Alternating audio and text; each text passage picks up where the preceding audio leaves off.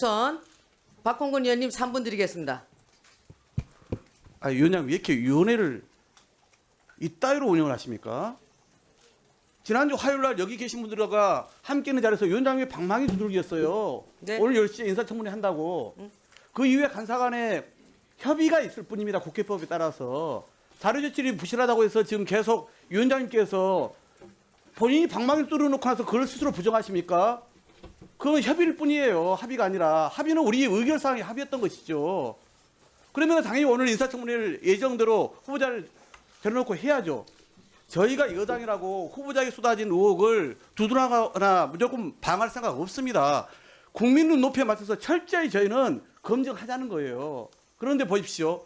자료 제출이 미비하다는 이유로 그동안 인사청문회를 보이콧한 경우가 있습니까? 없습니까? 여쭤보겠습니다. 위원장님께. 없습니다.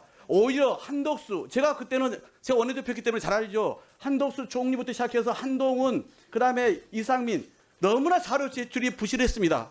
그런데 저희는 그럼에도 불구하고 그때 국민의힘에서 뭐라고 얘기를 했습니까?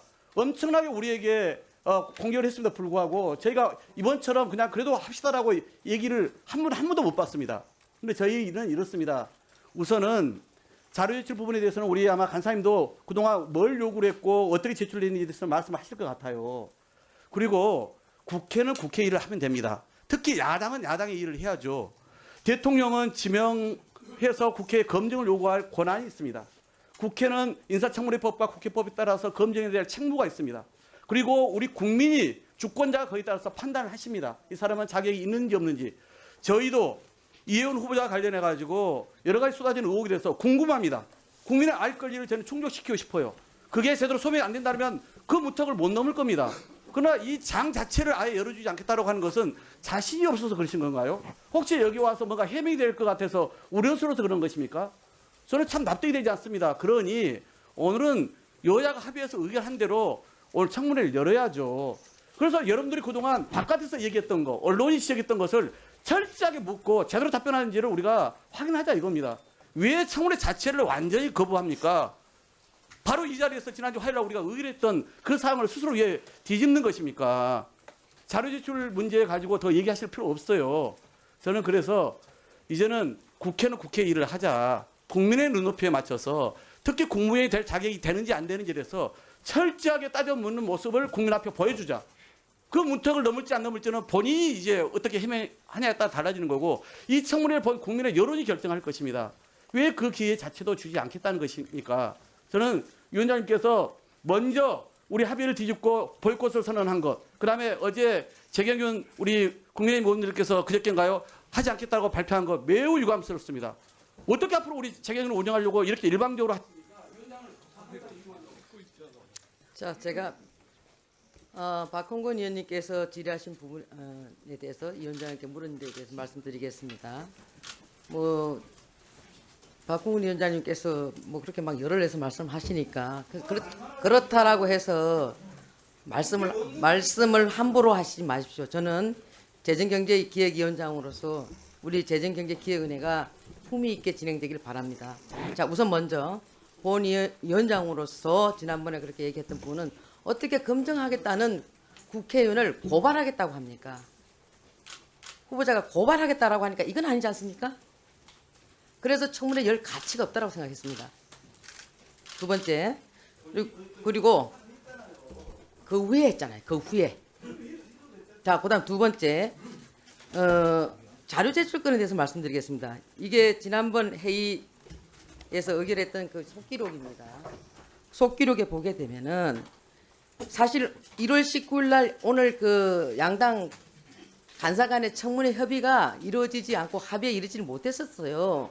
그 과정 속에서 우리 그 여당 간사께서 노력하셔서 자료 제출에 대해서는 성실하게 임하겠다라고 말씀을 하셨고 또 그와 관련돼서 양해가 좀 이쪽에서 또 됐고 야당에서도 그래서 그러면 서로 이 합의가 안 되면 안 될 것 같으니까 제가 그래서 그렇게 했습니다. 그러면 자료 제출이 성실하게 제출될 수 있도록 해야 된다. 그렇지 않다라고 한다면 일정을 변경할 수도 있다라고 분명히 여기 이렇게 해놨습니다. 그래서 이와 관련돼서 오늘 논의를 하면 되는 것이고 그리고 청문회를 지금 뭐 안 늘겠다 그런 건 아니지 않습니까?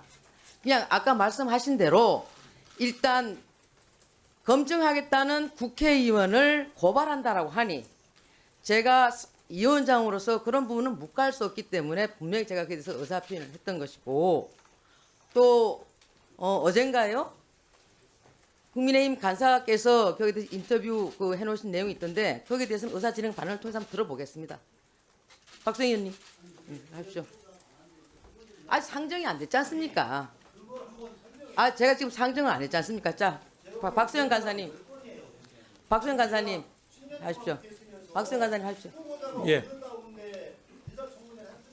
자, 박수영 간사님 얘기 좀 들어볼게요.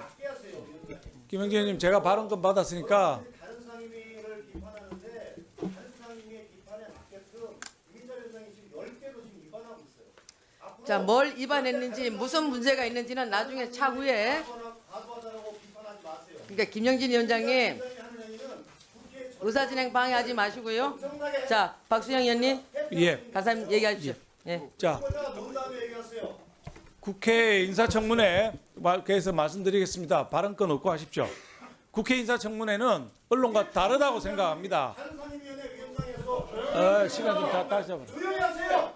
규칙을 지키고 해야죠. 김영진 위원장님 발언권 들어보세요. 얻어서 하세요. 들어보세요. 들어서 발언권 얻어서 양당 의사진행 간사간이 발언하세요. 합의가 되면 양당 아니, 간사간이 발언권 합의가 되면 얻으세요. 보면 되니까 발언권 없고 의사진행 발언하세요. 왜 남의 발언을 자, 막습니까? 발언하십시오. 발언 기회를 왜 막아요? 발언하십시오. 해명이 필요합니다. 발언하십시오. 해명이 필요합니다. 안건 상정하면은 들어올 수 있습니다. 그러니까 지금까지 서로가 얘기하고 난 뒤에 서로 합의가 되면 되는 거예요. 걱정하지 마세요. 자, 하십시오. 예. 국회 인사청문회는 언론이 제기하는 의혹 제기와는 전 다르다고 생각합니다. 단순히 의혹 제기에 그치는 것이 아니라 제기된 의혹이 사실인지 아닌지 공식적으로 확인하는 자리여야 됩니다. 국회 인사청문위원들의 확인을 뒷받침하는 자료가 정부라든지 은행 등 공식적인 기관의 문서가 필요합니다. 자료 요구를 개인이 하는 것이 아니라 상임위 차원에서 안건으로 의견한 것도 그 이유 때문이라고 생각합니다. 오늘 자료 제출과 관련해서 인사청문회 처음부터 전제가 무너졌습니다. 여야는 15일 오후 5시까지 자료가 충실하게 안 오면은 일정 연기하겠다고 합의한 바가 있습니다. 애초에 자료 요구는 청문회 7일 전까지 해야 되기 때문에 오늘이 아니라 20일에 청문회를 열어야 했지만은 여당에서 반드시 자료를 제출하겠다고 약속을 해서 오늘 청문회를 열기로 한 겁니다. 근데 약속했던 15일 오후 5시까지 제출된 답변은 전체 15%에 불과했습니다. 버티기로 일관하던 후보자 측이 어제 저녁 9시가 다 돼서야 일부 추가 자료를 냈는데 생색내기에 불과한 부실투성이었습니다. 보좌진에 대한 고성과 갑질 의혹도 위중하지만은 청년들 분노를 유발하는 불법 증여, 로또 아파트 부정 청약, 기타 새 아들과 관련한 부모 찬스 등에 대해 후보자 측이 제출한 자료는 검증이 불가능한 수준이었습니다. 자, 제가 구체적으로 자료 말씀드리겠습니다. 2011년 배우자가 장남과 차남에게 증여한 현금에 대한 증여세를 가족이 대신 납부했다는 의혹을 받고 있는데 왜 금융거래 내역을 내지 않습니까? 2016년부터 18년까지 고리대법제 비상장 주식을 샀는데 이걸 연도별로 증여세를 얼마나 냈는지 또 가족 간 금융거래는 없었는지 이걸 확인해야 되지 않겠습니까? 2021년 장남과 차남이 할머니에게서 매입한 마포상가 대금 2억 원, 이 무슨 돈으로 샀는지 가족 간 주고받은 건 아닌 건지 내라고 하는데 내지 않고 있습니다. 2016년과 21년에 할머니가 후보자 세 아들에게 증여한 KSM 비상장 주식 31억 상당인데 구체적으로 연도별로 얼마나 배당이 됐는지 증여세 자금은 누가 냈는지 가족 간 금융거래를 통해서 낸 거 아닌지 수많은 자료를 요구했는데 하나도 안 내고 있습니다. 또 세 아들은 거액 증여를 받을 당시에 학생이거나 미취업자였습니다. 단순히 증여세 납부 문제가 아니라 냈다면 누가 냈는지를 확인해야 되는데 부모 찬스로 대납한 것이 아닌가 싶은데 왜 안 내는 겁니까? 자료를 내야 될 거 아닙니까? 자, 새 아들이 냈다고 주장을 하고 있는데 새 아들의 주식 자산이 8,150배가 늘 동안에 개인간 예금은 줄지 않았는데 왜 개인정보를 이유로 이런 걸 내지 않는 겁니까? 100억 로또 아파트도 마찬가지입니다. 로또 아파트 공급 계약 36억 7,800만 원, 35%에 해당하는 12억 9천만 원에 증여를 한다고 계약서를 썼는데 5억 4천만 원만 또 증여했다는 건 무엇이며 누가 그 돈을 냈는지 세금은 제대로 냈는지 내야 되지 않겠습니까? 자금 조달 계획서 원본 왜 안 내는 것입니까? 뭐 그 밖에 또 여러 가지가 지금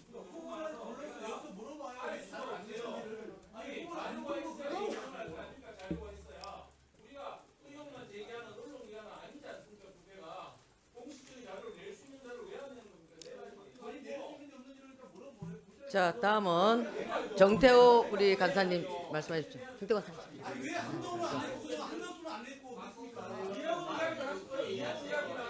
정태호 간사님 말씀해 주시기 바랍니다. 정태호 간사님과 그 박수영 간사님 간에 서로 합의했던 내용 저도 들은 바 있고 그 자리에 있었습니다. 그러니까 정태호 간사님께서 말씀해 주시기 바랍니다.